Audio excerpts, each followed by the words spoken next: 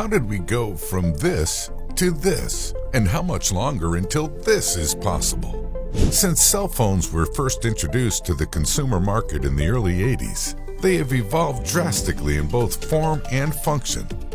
Here is how. The Dynatac, the first ever commercial mobile phone, was introduced in 1983. With the growing accessibility of cellular networks in the late 70s, Motorola realized the feasibility of bringing mobile telecommunications to the world. After successful forays into developing car phones and bag phones, work began on designing a truly mobile phone.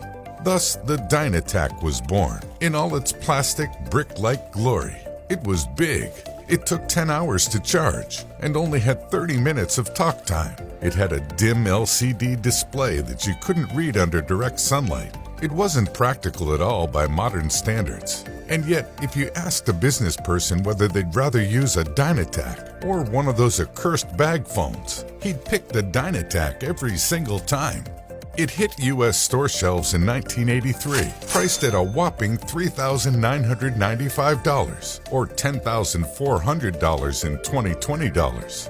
The sheer novelty of having the mobile phone was not lost on the yuppies and executives that could afford it, even if its pricing made it inaccessible for the mass consumer. This gave Motorola the go signal to continue manufacturing and selling the devices, as well as investing in research and development. The first major revision to this initial design came in 1989 with the Microtac. It was a fraction of the size of its predecessor and cheaper too, though not by much. It retailed at $3,000. Still, its compact design would serve as a template for other manufacturers to follow. Going into the 90s, cell phones continued to evolve. This was facilitated by further advancements in cellular network technology, namely the transition from analog to digital technology. Going from mobile radio telephone tech to the GSM standard was a significant step forward. The standard was first adopted in 1987, with the Orbitel TPU-900 being the first GSM phone to hit the market. This is when the second generation of cellular networks, or 2G networks, began rolling out. Perhaps the most significant innovation of this generation is how it allowed users to transmit small packets of data across the network. Users could then transmit messages over single message service, or SMS. Manufacturers began designing phones to have bigger displays to ensure text messages were readable. Users could also download custom ringtones and sometimes even play simple games on their phones. If you got tired of playing Snake all day, at least you had options. These second-generation phones also began to vary widely in design as manufacturing costs went down, allowing manufacturers to experiment with the form of cell phones. This worked out with varying levels of success. Continuing in the 2000s, the leap from 2G to 2.75G wireless networks led to improvements in speed. Starting at GSM 64 kilobytes per second, speeds of the second generation range from GPRS's 114 kbps all the way to Edge's 384 kbps maximum speed. Each improvement in speed allowed the transfer of more information over the network. Now users could send each other music, photos, and even video. This improvement paved the way for the introduction of the smartphone. These were devices that did more than just call and text. You could take photos on them, listen to music, watch movies, play games, and even connect to the internet using proprietary apps. Blackberries, Sidekicks, N95s. When looking at devices from this time, it can be startling to see just how familiar they still feel and how much manufacturers got it right with the designs and features they offered. In 2007, nearing the end of the second generation, a new company threw its hat into the ring of cell phone manufacturing, Apple. Previously known for its innovations in the computing industry, the company now unveiled a phone, not just any phone, the iPhone. While touchscreen phones had existed in some capacity before, none were quite as usable as the iPhone. Clearly, their expertise in optimizing user experience paid off. The iPhone went on to take over the entire smartphone industry.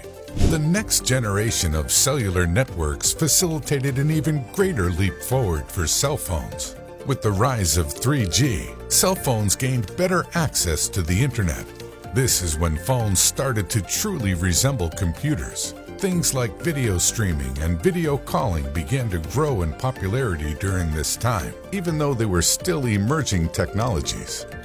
By popular demand, Apple unveiled the App Store, where developers could publish and sell applications. Clients included social media companies, game developers, and so much more. The possibilities were and still are endless.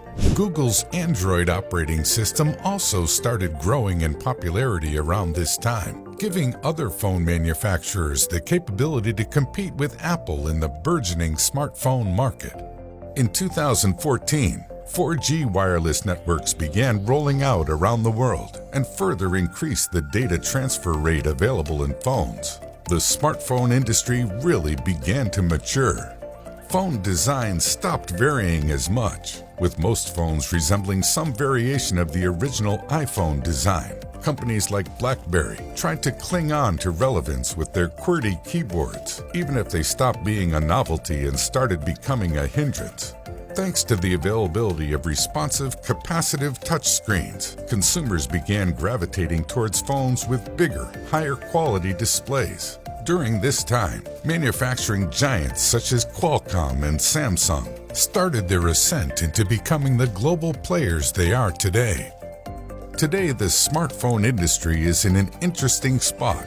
There's something for everyone now, with different manufacturers highlighting different features on their flagship devices. Love taking pictures and hate bloatware? Google has you covered with their Pixel lineup. What if you want a lot of options for lenses, as well as a high-quality audio solution in one device?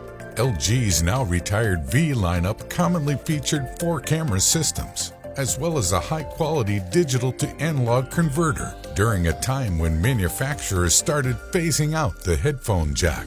Just like in the days of yore, manufacturers are using the high-end luxury market to competitively test new technologies. 2019 saw the introduction of phones with folding displays, starting with the Royole FlexPi.